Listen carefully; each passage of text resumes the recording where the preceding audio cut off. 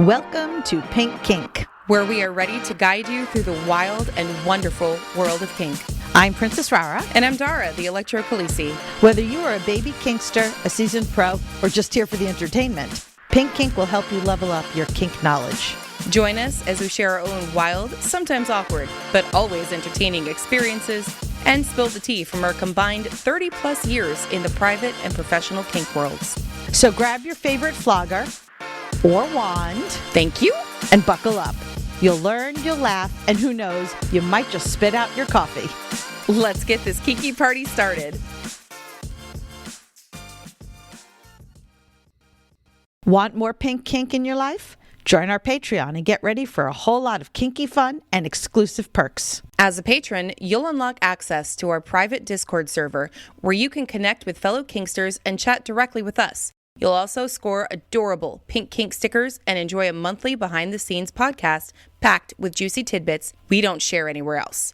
Plus, get sweet discounts at our Etsy shop, Pink Kink Boutique, and on our online classes at Pink Kink Institute. But wait, there's more. More? Our impactful and electrifying Pink Kinksters get extras, such as bonus content and free digital downloads. Oh, and let's not forget, the Pink Standard of patrons will be recognized as producers on both the podcast and on our website, because we couldn't do this without you.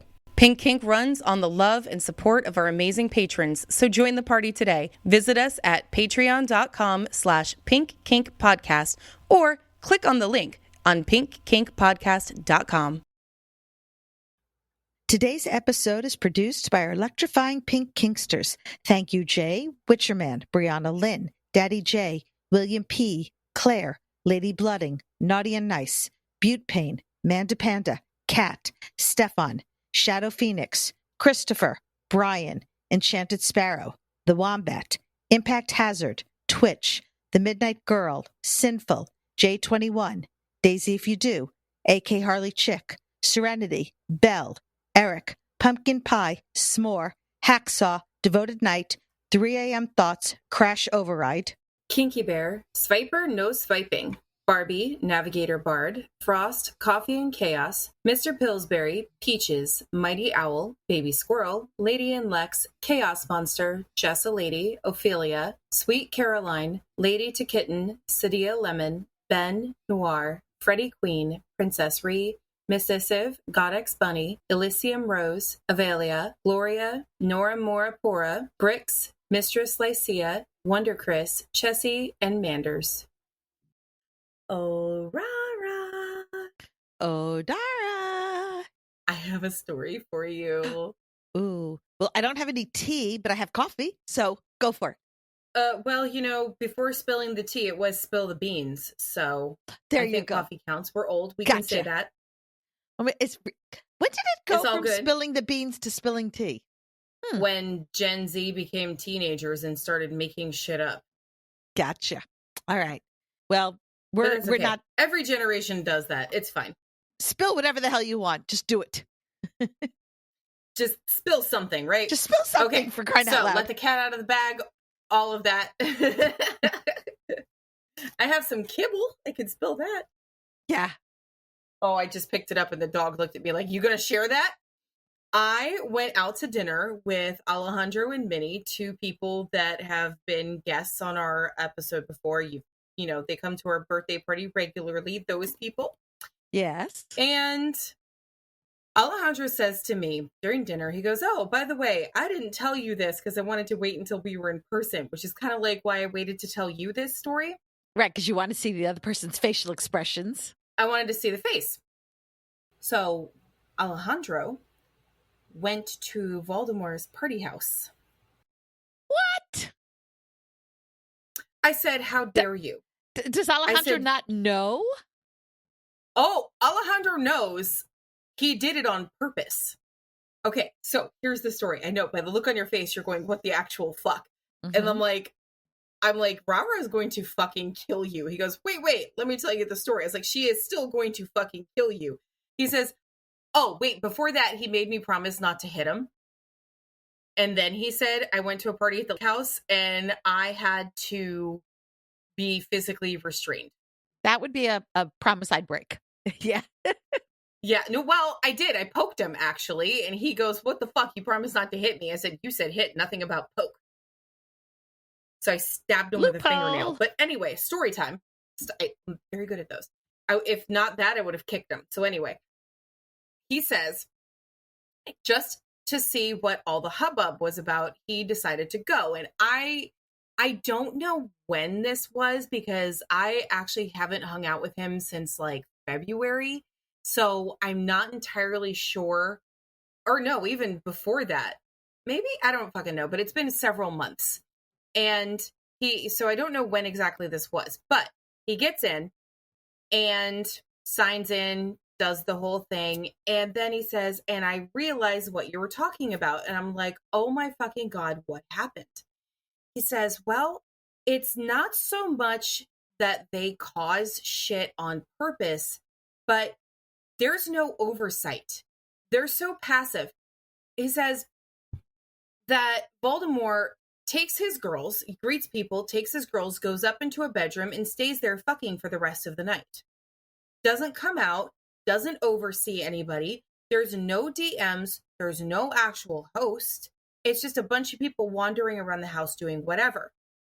So, and again, I am repeating this secondhand, so forgive me if I get some of the details wrong. And then another thing I'm actually going to skip entirely. But there was a person A, who was apparently trying to get with person B.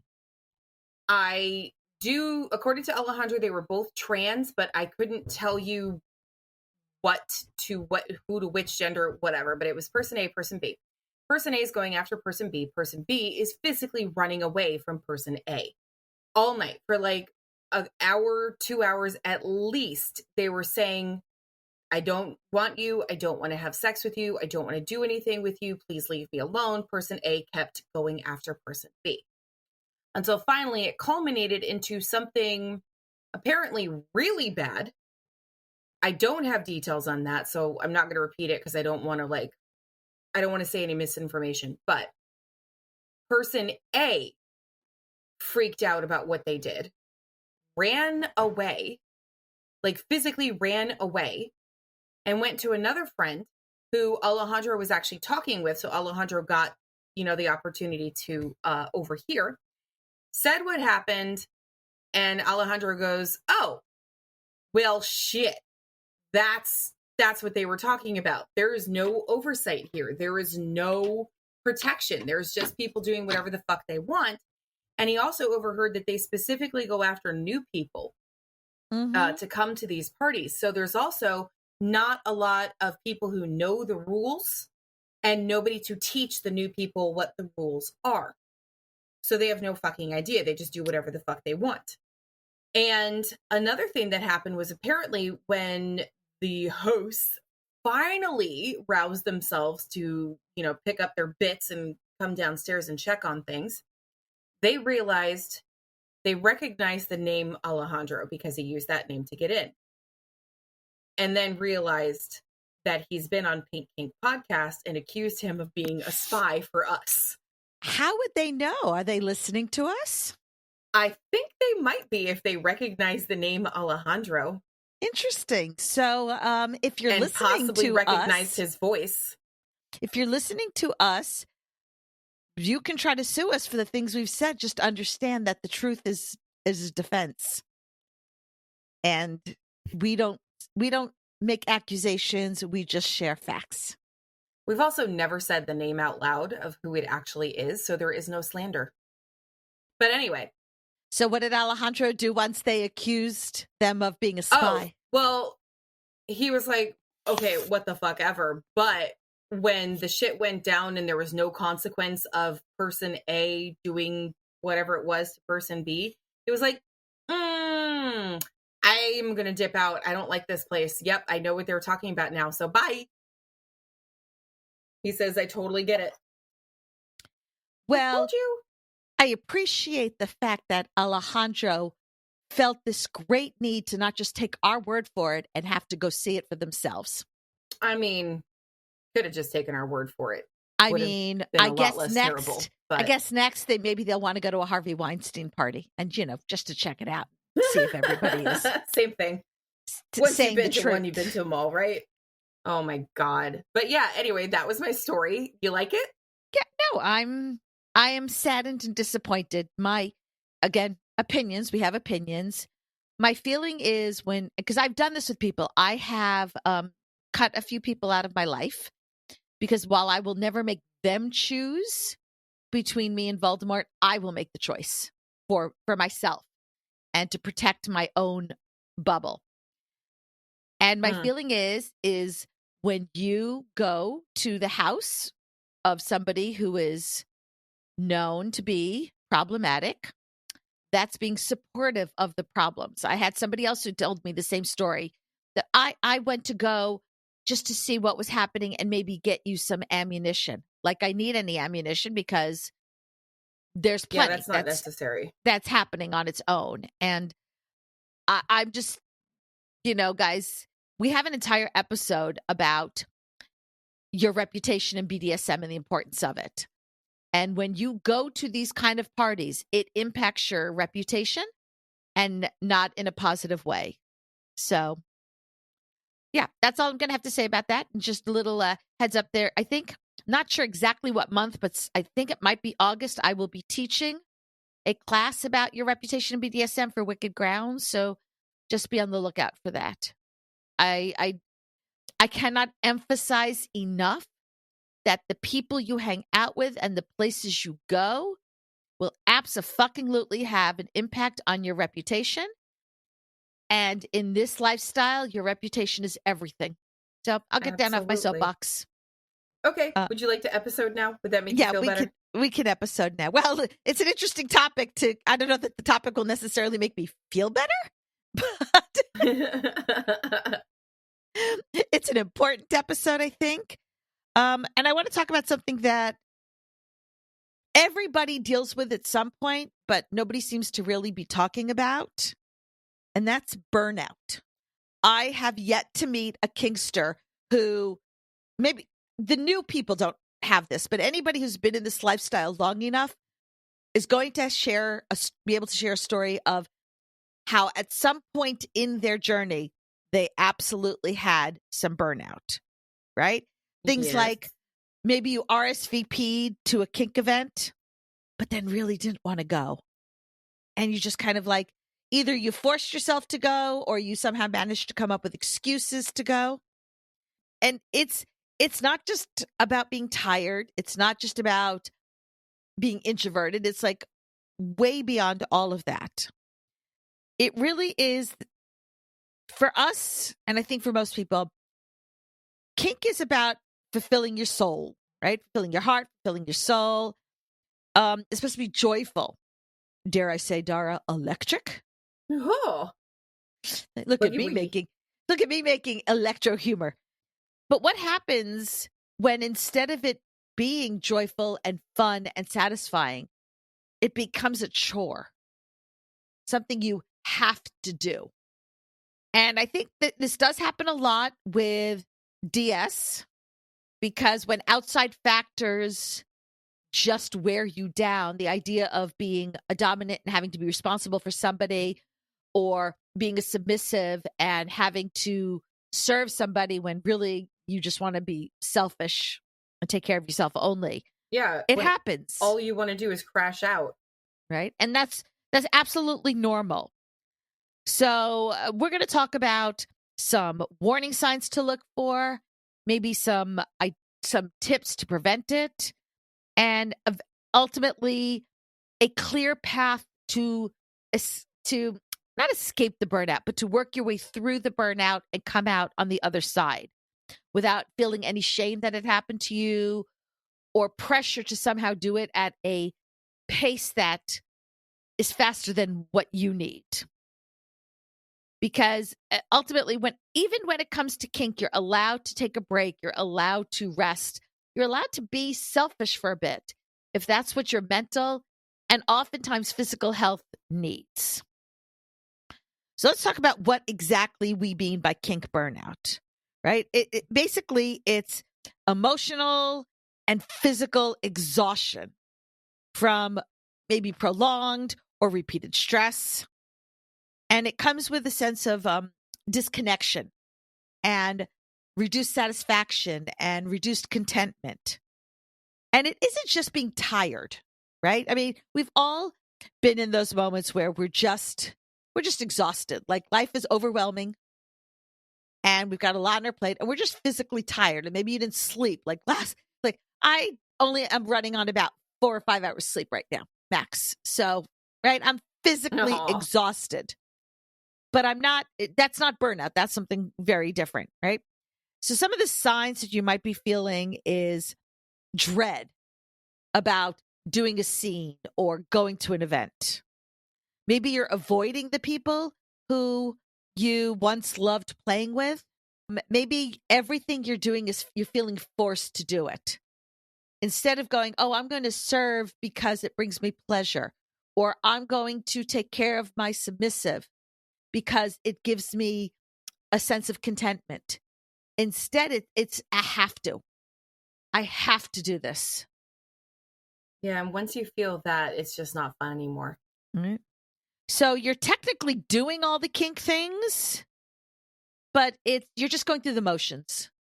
It's habit. It's forced to do it. It's not any sense of wanting to do it. So some of the reasons that this kind of happens is, well, maybe you're feeling overwhelmed in your role, right? Doms are carrying a lot of the decision-making process. They're taking care of the submissives. They're always having to worry about their submissive. And that can be a lot, especially if they've got their own shit going on, right? Like I highly recommend you guys, I talk about them all the time, our friends Kayla and JB over at Loving BDSM. And they went through a period where JB was dealing with a lot of family issues and then got into a motorcycle accident and was dealing with an injury, and having to worry and take care of his submissive was just like, seriously, one more thing? Like one more thing I got to worry about?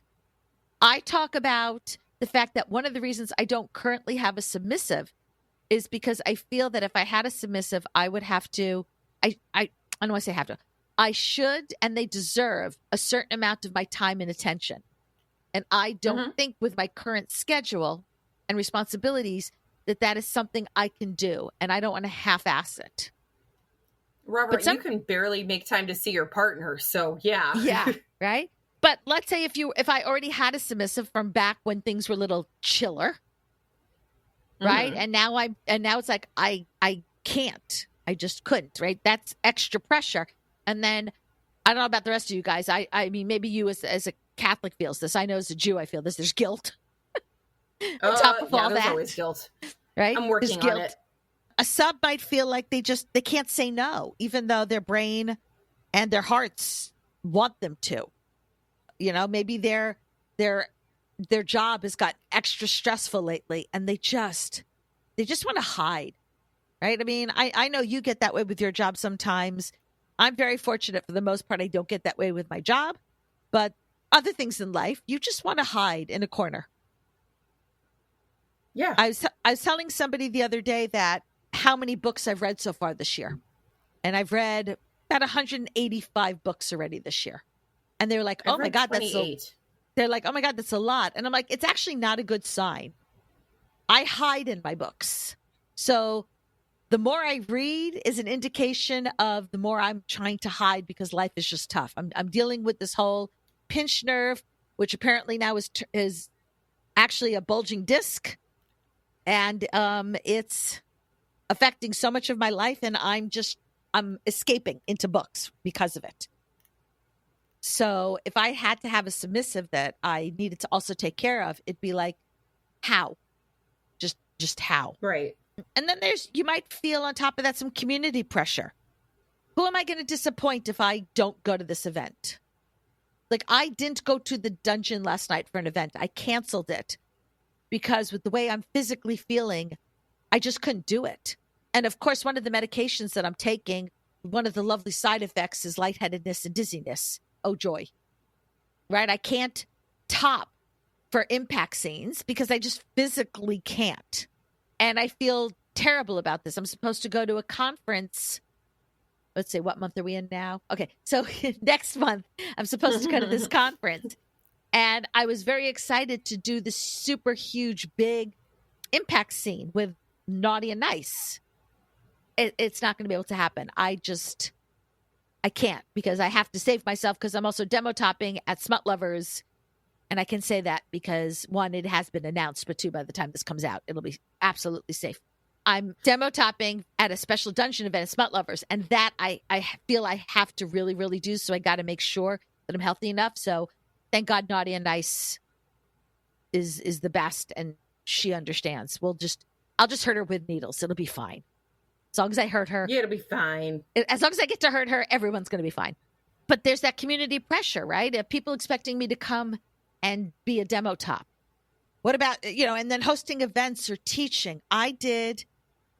We both had one of this not too long ago where we went through a period of, I think, like 2 months where we had events every fucking single weekend and a couple of events midweek. Yep. And I remember both of us were like, you've got to fucking be kidding.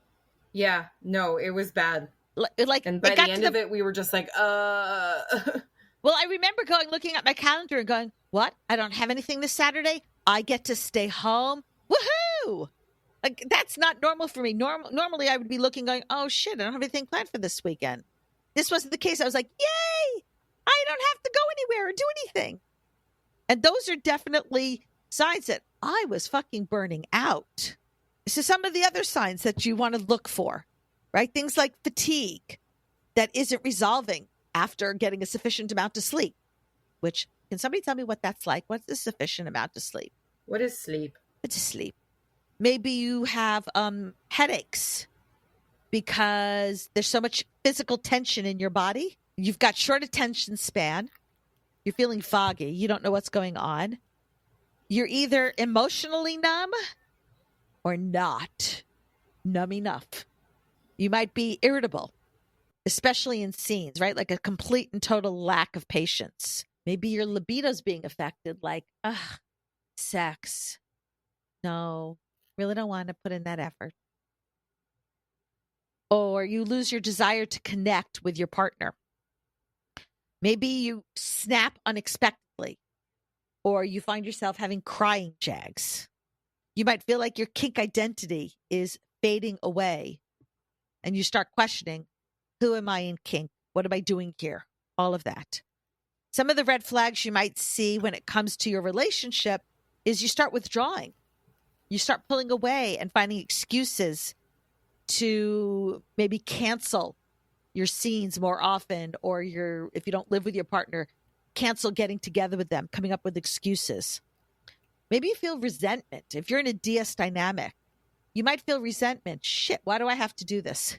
Like, I could just imagine. Why do I always have to do this? Right? I can picture a submissive who one of their responsibilities is making the coffee for their dominant. And they're thinking to themselves, why the fuck am I making this asshole coffee? They can make their own goddamn coffee. What are they, 2? In which case they shouldn't be having coffee, but that's another issue. They should probably not be having coffee, no. But an absolute resentment, like, why am I doing this shit? Why can't they do it themselves? I remember, right, a lot of when I was my cosplay stage of being a submissive, and I talked to a couple of my friends, they were like, oh, well, I like to take care of my dominant by cleaning up for them, or cooking for them, or doing the dishes for them, or whatever. And my attitude was, they're adults. They can fucking do it themselves.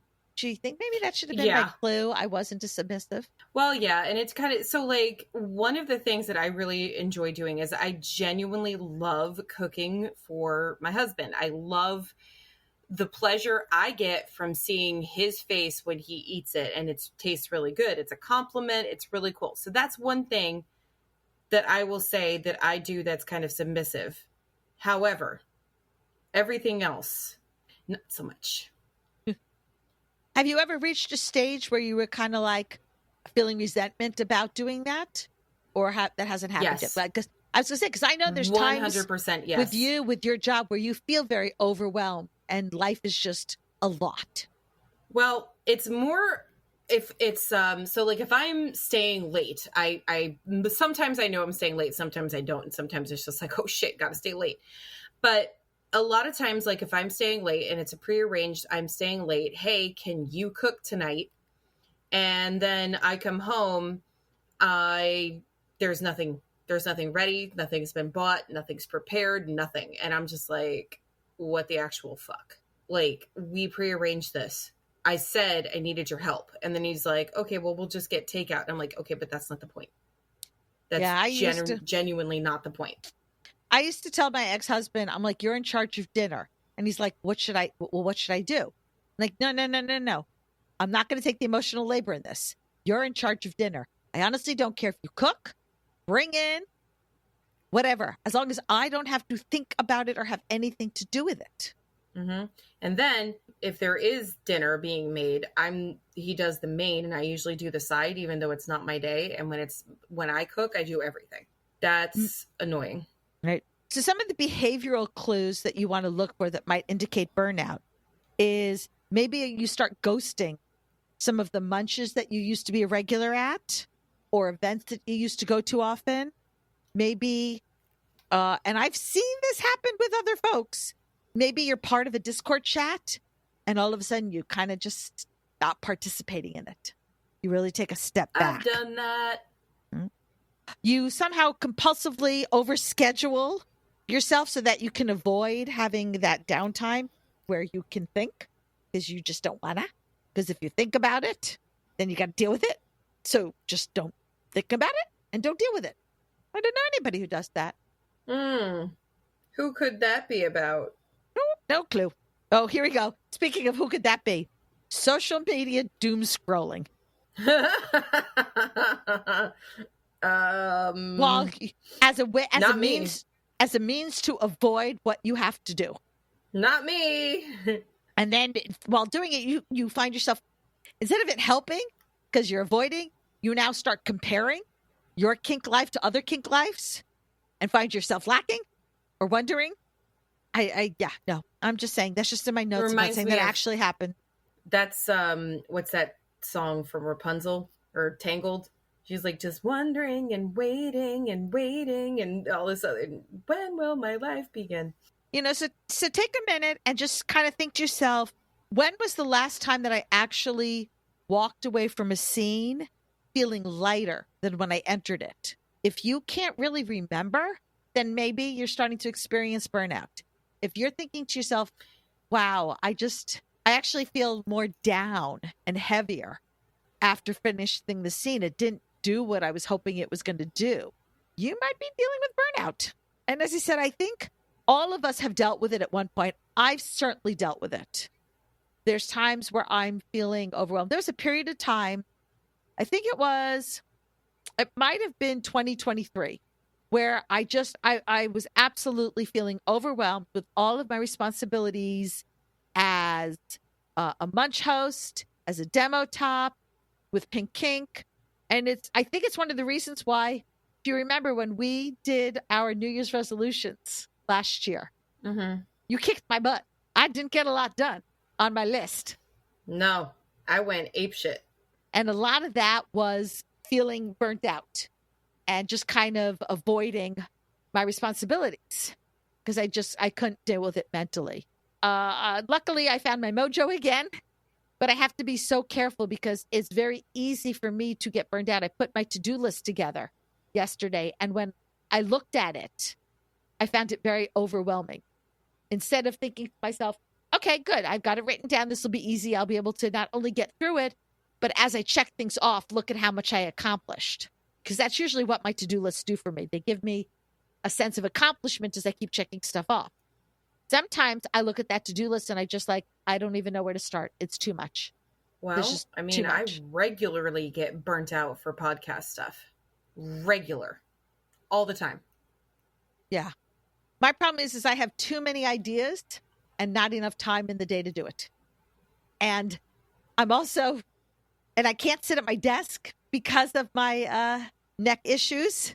So I'm trying to figure out other ways to do everything that I need to do. I did get a lot done yesterday.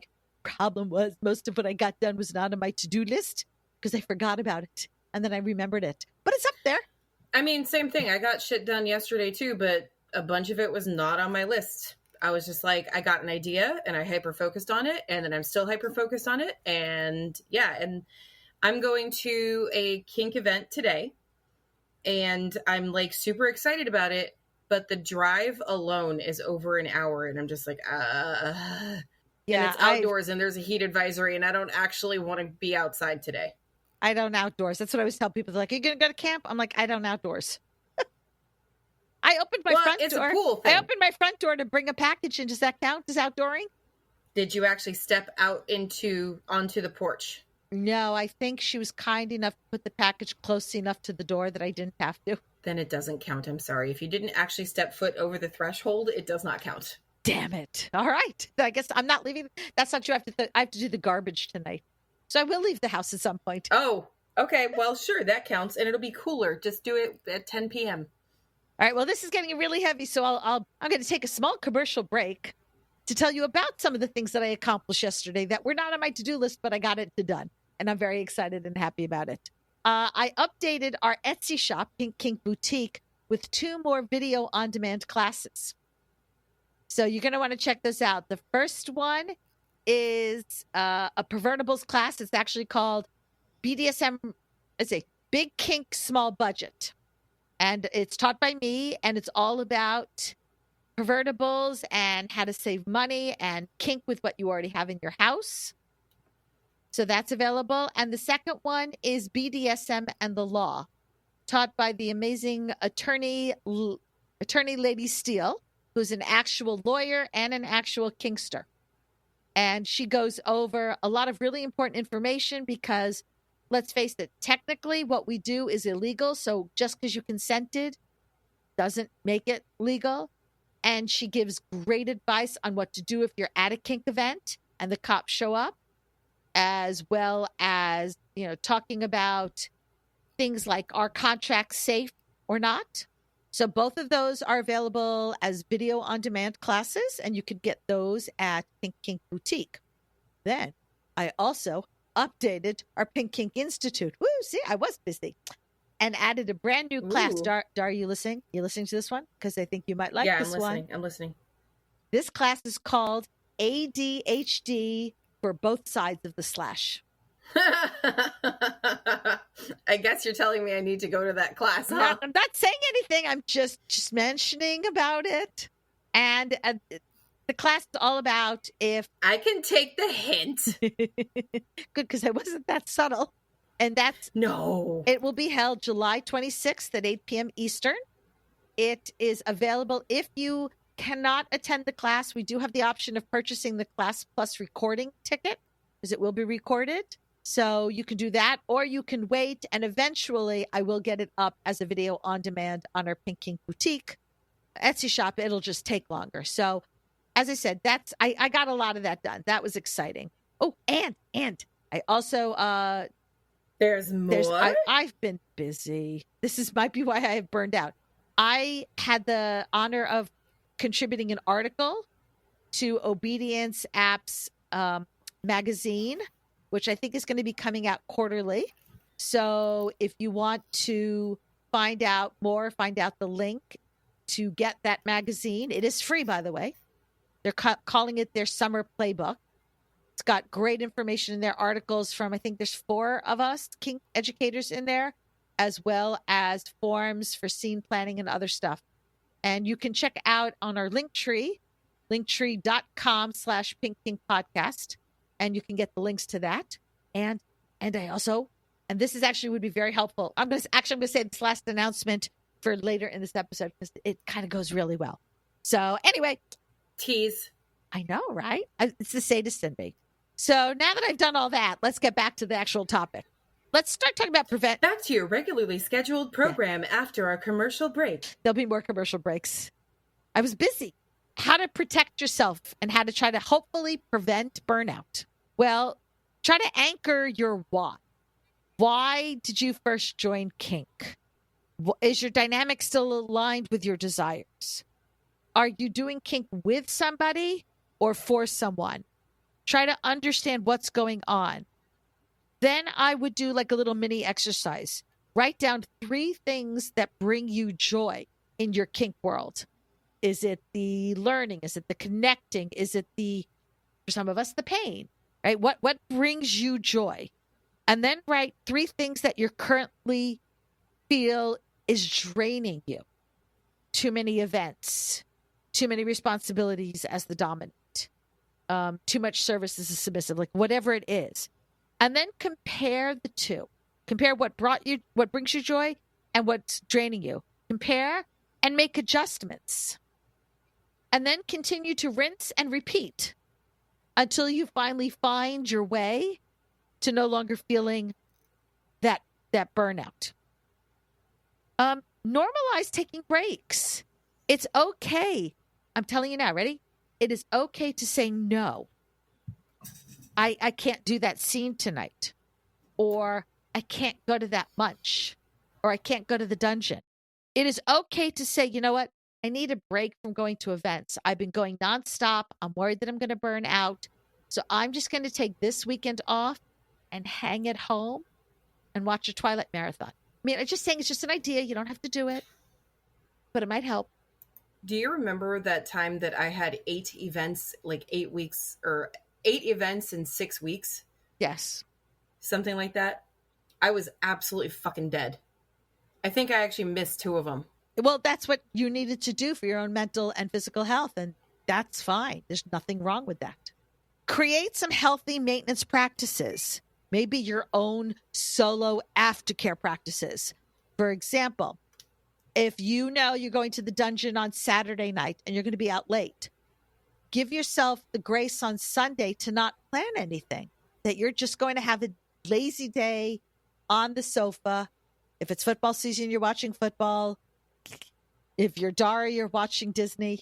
If you're me, you're watching Twilight because it's not football season. Or right now, my new thing is I've been doing a Young Sheldon binge watch. Really funny. Did you watch Big Bang Theory? I watched that first. And I did a binge and caught up on that. And now I'm watching Young Sheldon. And what's very cool is if you watch Big Bang Theory first, there's a lot of things in Young Sheldon that you kind of go, oh, that's so cute. They really did match it up to the Big Bang Theory. Yeah, they matched it really well. But it's funny as hell. I highly recommend you guys watch it. I think it's funny. Some other things, schedule kink rest days. The same way, like if you're a gym rat, you schedule recovery days so as to not overdo it with your body. Do the same thing when it comes to kink. Set yourself recovery days. Maybe if you've got a partner, one-on-one check-ins with your partner. Focus specifically on the emotional state. Where are you at now? How are you feeling? Are you feeling overwhelmed? Are you feeling discontent? Are you feeling it's too much? Like where's your head at right now? And just remind yourself that nobody is going to make you revoke your Kinkster card if you decide to skip a party or a munch. I promise you. As a member of the Council of Elders, the Kink Council of Elders, I am telling you, we will... The Kinky Council of Elders. Yes, we will not make you turn in your Kinkster card if you decide that you need to stay home and not go to an event. How old do you have to be in order to join this council? You need to be 55 plus. Damn, I got a ways to go. Yep. Think to yourself, like ask yourself this question. What is one thing that you're doing right now in kink that you're doing because you think you should do it, not because you actually want to? And if you come up with even just one item on that list of things that you're doing because you think you're supposed to, not because you want to, then maybe the trick is don't do those things. Give yourself what a concept. Give yourself a break. It's okay. Remember, there's no competition in here. It's not like I talk to people all the time. Like, how do you go to all those events? How do you do all that stuff? You know how I do it? I'm an empty nester. I don't have young children. I have time on my hands. Unlike Dara, I don't have dogs that require my attention. I don't have a husband that requires my attention. I work and I have my kink life. I'm good. And when I see my kids, because again, they're adults. God, I discovered by the time this comes out, it will have already happened. But as of the end of this week, I will no longer have any teenagers. I've run out of teenagers. Oh, no. Yep. Wait, her birthday is this week? Dang. So no more teenagers in my life. So, and everybody's doing their own thing, right? I've got 3 adult children who are going to school, doing a job, whatever it is that they're doing. They only need me, basically my checkbook. Other than that, I'm good. They don't need me, just my money. And since I don't have a lot of it, they only need me a little bit. But I have more time on my hands. Don't feel you have to compete with me and do as much as I do. I tell this to Dara all the time. I don't have the responsibilities you have. I can do all this. I don't have until recently, I didn't have health issues. Now I do. Yay me. But I don't have any issues that stop me from being able to do what I do. If you have those issues, then don't try to be like me. Be you. Be the best you could be. So what do you do if it's already happened and you are burned out? Well, the first step is give yourself permission to take a step back. You're not quitting kink. You're just pausing. You're just taking a much needed break. It's a vacation, right? If you take a vacation from your job, you're allowed to take a vacation from kink. Every role, dom, sub, top, bottom, switch, whatever it is, your first role is really to be a human. You're not a dom who happens to be human. You're a human who happens to be a dom, right? Human is first. The second step is reframe the whole narrative. You're not failing at being a kinkster. You're adjusting so that you can get the most from your kink life that you can, right? Rest is a part of a healthy kink life, not a sign that there's something wrong with you or that you don't belong, or that you're not as good as. Everybody needs to take a break. And the more responsibilities you have, not only the more likely you are to need to take a break, but the more breaks you're going to need. I don't have as many responsibilities as somebody who's got young kids. So therefore, I'm not going to need as much of a break as they would be. The third step is a gentle reconnection. Revisit your journaling or your writing and maybe start that way. You start off by just writing some erotic fantasies or to-do lists of things you'd like to accomplish. Watch kink content without feeling any pressure to perform. You go to the dungeon, but you're just there as a voyeur that night. You're not actually going to do anything. And one of the ways to do that, I know, to ensure that I do that, is I don't bring my toy bag. It doesn't come with me on those nights. And that's how I know. One of the things that I have found works for me, right, is at one point I was working 3 weekends at the dungeon a month. And I set aside one of those nights that I was working. I was not going to top. I was only going to bottom. That was my promise to myself to help avoid burnout, is I knew at least one of those weekends I was going to get to be a little bit selfish. And instead of topping, I was just going to bottom. And even though I'm down to only twice at the dungeon a month, I still keep one event I top and one event I bottom. And that's how I set it up for me to help avoid that burnout. Because if I don't get an opportunity to bottom every now and then and get that connection with pain that helps me mentally, then yeah, I'm going to totally burn out. The fourth step is opening up the lines of communication. Talk to your partners. Tell them what you're experiencing. If you know what you need to fix the problem, then tell them that. This is what I need. If you don't know what you need, then ask for their help, saying, I'm experiencing this. I don't know what we can do to help me get past this. And maybe they have ideas. And you know what's really crazy? They might be feeling it too. Like, could you just picture a submissive who's feeling overwhelmed and burnt out because of how much they're serving? And they finally confess it to their dom, who's like, oh, thank God, because I got to tell you, I've been feeling the same thing. I've been feeling overwhelmed and burnt out, and I just didn't want to tell you because I was feeling guilty about it. This is why we talk constantly about the importance of communication when it comes to relationships. If you don't communicate, then you become resentful and nothing gets solved. So make sure you're communicating.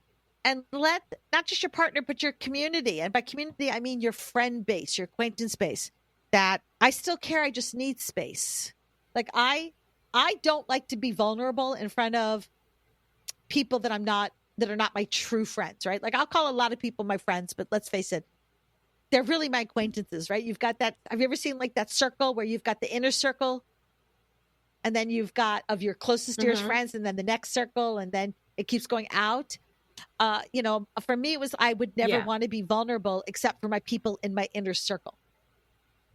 And I'm working on kind of expanding that. So I posted about what was going on with my injury and my feelings about it. And the support from people has been overwhelming. When I posted that I was sad that I wasn't going to be able to go to the dungeon event, instead of people getting angry at me or saying, oh, but not even anybody saying, oh, that's terrible, I was looking forward to seeing you. Like, none of that. Every single message I got was supportive, saying, you do what you got to do to feel better. It's okay. And I think you will find yourself surprised that if you allow yourself to share that with people, that not only they will be supportive, but the amount of people who will be like, I get it, I've been there, it's happened to me, will really help you. And then the last step is basically set up a recovery plan. Define what restoring your interest looks like for you. And if you have to write it down, write it down. I have 2 whiteboards because I love to write things down. Include practical steps. Maybe instead of, you're not going to 3 or 4 munches, but this one munch you find, you've got a lot of your good friends who go there and you find it very appealing. As far as it's helpful to you, it brings you joy and pleasure. So I'm not going to go back to going to 3 or 4 munches, but I'm going to make sure I hit that one munch and start there. Switch to some low pressure roles. As I said, you're going to the dungeon, but you're not actually going to participate. You're just going to be a voyeur. Or if you're like me and you switch, you're going to the dungeon, but you're only going to bottom, not top. So there's less pressure because you don't have to worry about packing your toys and carrying them. You can be a little selfish. It's a lot of effort to do all that. It is. And and when you are topping, right, you're thinking about the other person more than you're thinking about yourself. While when you're bottoming, you're thinking about yourself. And I don't say that like that's a bad thing. As somebody who tops and bottoms, that's not a bad thing. I will tell you guys, I love topping. I love it just as much as bottoming. They do very, very different things for me. And I am totally okay with a bottom who's really just thinking about themselves. How is this making me feel? How much can I handle? Right? I don't want them to worry about me. That's the whole point. The scene for the bottom is the escapism. Don't worry about me. I'll worry about me. And so making sure that I give myself those kind of scenes is really crucial. And, practice saying no. I'm not very good at it, but I have gotten better. Hence my not going last night. And telling people, yeah, no, I don't think that's something I can do. And give yourself grace in that. You're not a terrible, horrible person for saying no. I know a lot of us struggle with that. It's okay to say no. I was going to say, I think it makes you a better person for saying no. It does. It's just so hard to remember that. So you're right. One of the things, and here we go. I'm ready to give my little next secret that I was hinting at.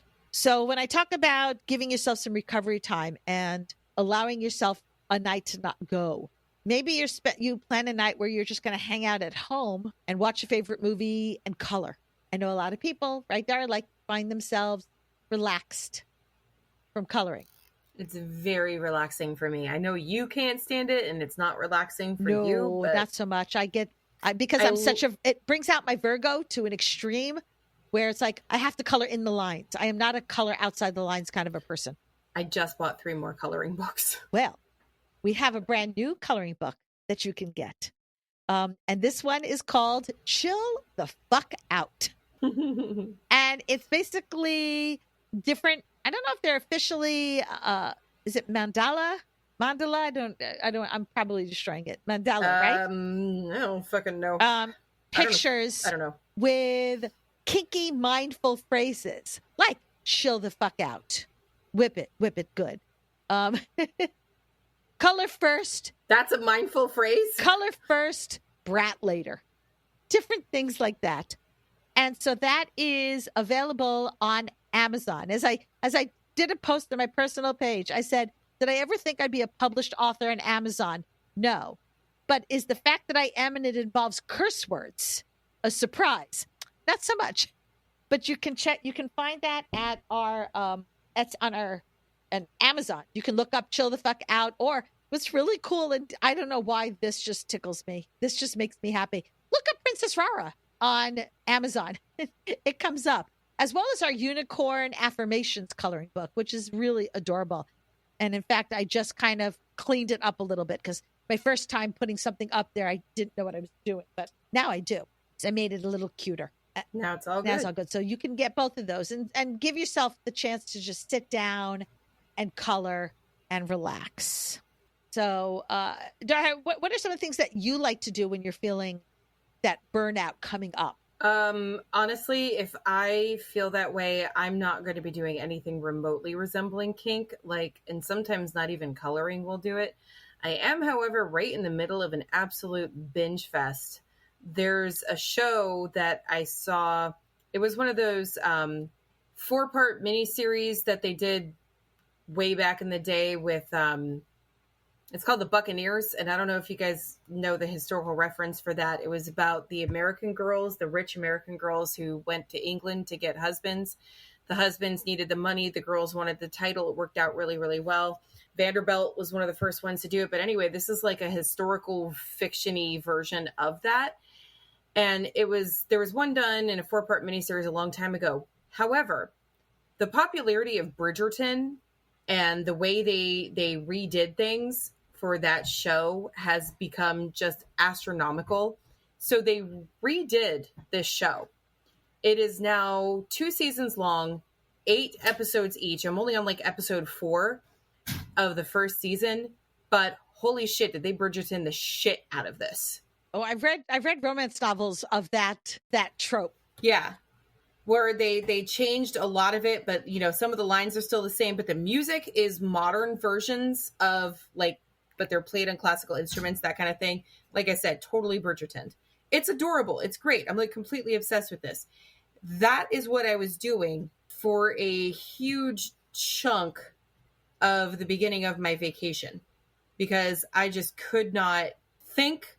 I was sleeping and I was watching this. That was it. Sometimes I'd fall asleep watching it. That's how tired I've been. And what are some of your signs of burnout? How do you know you've reached that point? The sleeping. I do that when I get depressed, and I do that when I'm burnt out. I do it when I'm so stressed that my emotions, everything, my brain just shuts down. I have nothing left of myself, and I sleep. A few times I got so stressed out at work, I literally felt myself falling asleep at work, and I don't ever fucking do that unless I'm really sick. I don't ever fucking do that. The last time I remember that happening was when I was getting over COVID. It took a couple of months of me really, really struggling after COVID. And that's what it kind of felt like. That's how stressed I got. And I just start falling asleep. I'm like, nope, brain cannot take any more input. So that's a sign for me. The dread that you were talking about earlier, that's one. If I'm feeling kinky burnout, oh my God, I can't believe I have to do this. Do I really have to do this? I don't want to do this. Mostly just stuff like that. And then I take a step back. I realize, okay, if I don't do this, what am I going to lose out on? What is the reason I was going to this in the first place? I had a swingers party I was going to last week. And the plan was to do electro at the swingers party and, make a couple of bucks. I had 4 pre-planned scenes. And, we scheduled the time. I scheduled the, how much it was going to be for each one, yada, yada, yada. And people started canceling. 3 out of the 4 started canceling. And one of the people that was the only person who didn't cancel was the one who was actually hosting the party. And I was like, what the actual fuck? So I told her, and she goes, do you still want to come? And I, honest to God, was considering not going. I was so fucking disappointed. I really was considering just canning the whole thing and not going. And then I sat there and I was like, okay, wait, why was I going in the first place? Get some cash. Sure. Get my name out there a little bit more. Do an event, promote things, put the stickers out, put the cards out for Pink Kink, talk about it, all this stuff, network a little bit. And then I realized if I just stand there and I have one demo, one person, I think a lot of people are going to see it and be like, oh shit, I actually want to try that. So that's what happened. I went, I set up, I stood there, I did a one demo scene with one person and got my mojo back, got the groove back for the rest of the evening. It turned out to be a really, really good night. And there was even somebody there who was like, oh, hey, friend of mine, can I take one of your stickers for the podcast? A friend of mine does her own podcast on like cucking. And they were like, she might be interested in like, talking to you guys about it. And I was like, cool, because it really fucked up that episode. So have her give us a call. Yeah, I think it's really important that we have these conversations about burnout and we talk about it and we normalize it. Too often people are afraid to speak up and say, hey, I'm feeling this way. First of all, emotions are hard. They're difficult. They make you vulnerable. Emotional damage. And nobody wants to admit that they're feeling this way, right? Like as if somehow it's going to make them less because they're feeling burnt out. And I think the more we can talk about it, the more we can normalize it, the better it's going to be. First of all, just taking off the pressure that somehow there's something wrong with you because you feel this way. When you find out so many other people have felt this way, then you realize, oh, this is pretty normal. There's nothing wrong with me. And I think that's like the first step into recovery, is acknowledging that this is just normal. Life is ups and downs, and burnout's just one of the downs that you have to deal with. And as I always tell people, what goes up must come down. So if you're going up because you're high and you're having fun and you're doing all this, you're going to have to come down at some point. And it gives us the opportunity when we talk about it and normalize it, maybe you'll get ideas on what others have done to deal with it. Maybe just talking to somebody about it and saying it out loud, I'm feeling burnout, will help you recover just from that alone. And give your partners permission to admit when they're burned out, right? Like if you're a dom, you let your submissive know, hey, if you're feeling burned out, it's okay. I understand. We can take a break from our dynamic, and I'm not going to think any less of you, or it's not going to cause permanent, irreparable damage to our dynamic if you are feeling burned out and we need to take a break. If you're the submissive, tell your dom, hey, if you're feeling overwhelmed and you just can't make one more decision, if you are feeling overwhelmed and you need to just have slightly less responsibilities, get it. I understand. And I'm still going to love and care for you. And I'm still going to be your submissive. And I'm still going to be in this dynamic with you. And it's okay. Submissives, if your dom is feeling overwhelmed, a great way to serve them is to do this, is to step up and say, hey, I will take care of these things so that you can rest and relax. It's a great way to serve. So, let's do all of that and work together to try to get through this. You can still call yourself a kinkster, even if you take a break and haven't been to the dungeon in a month or two.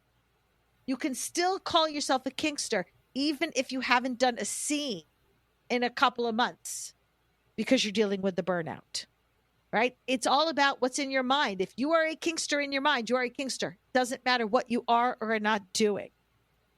Kink burnout is absolutely common. It is a very human thing to have happen, and you can recover from it. So that's really all that I have to kind of say about burnout. I've been there, done that, got the t-shirt. It's happened more than once, because that's another thing to be aware of. When you've been in it, like as long as Dar and I have been in it, it's very normal for burnout to happen more than once, depending upon what's happening in your life. So ultimately, I hope you walk away from listening to this episode thinking that burnout is just normal, happens, and you will get through it. It's not the end of your kink life. It's not the end of your kink journey. As I always joke, as a kidney stone sufferer, this too shall pass, just pass painful like a kidney stone. Thanks for hanging out with us today. If you enjoyed what you heard, make sure to subscribe so you don't miss a minute of our fun and educational content. New episodes drop every Friday.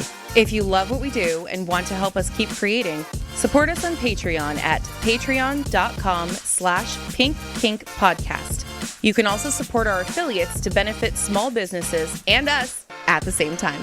No extra cash? No problem. You can still help by spreading the word about your favorite kinky podcast. Share us with your friends, and don't forget to rate and review us on Spotify, Apple Podcasts, or wherever you listen. Those 5-star reviews mean the world to us. And those 5-star reviews go a long way in boosting our podcast through the algorithm and reaching more listeners. Sign up for our Pink Kink Institute classes. Shop at our Etsy shop, Pink Kink Boutique. Stay connected with us on social media. You'll find all the links on our link tree posted in the show notes. Your support means the world to us. So until next time, stay pink and level up your kink knowledge.